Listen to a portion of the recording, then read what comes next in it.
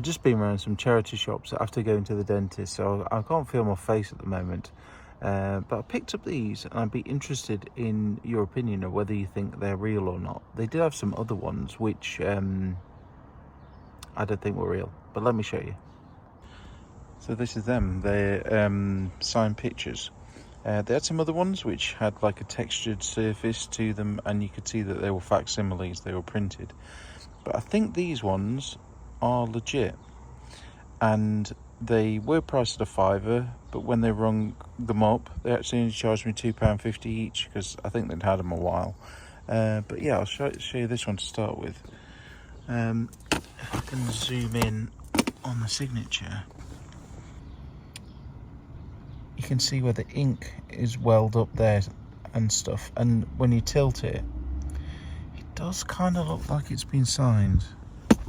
So obviously that's Jerry Halliwell. They did have another one which was like an X Factor contestant. I wasn't so fussed about that, so that's that one. They had Paul O'Grady as well, but his was definitely a facsimile signature. What's his name? Martin Clunes, is it? From Doc Martin, is it? That's what it looks like from. Sorry, I'm part numb, so but this signature does look alright to me. I don't know, but £2.50. I was thinking a gamble. I'll save the best one till last, and then Joanna Lumley. I don't know if you can see there. Can you see the reflection? And that to me looks like it's been signed on top. I'm not too sure.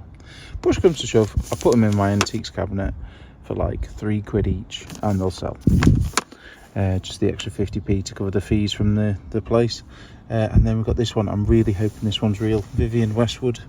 Obviously, she's sadly passed away a few years ago. But is that legit? It's strange that the signature goes behind the mount. It's also been mounted quite nicely. I don't know.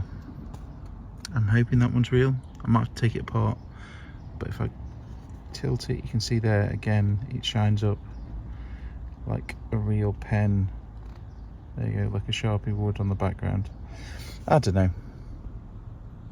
So I know what you're thinking, Tom. You're trying to clear the storage unit. You don't need stuff. And you're right. You're very much right.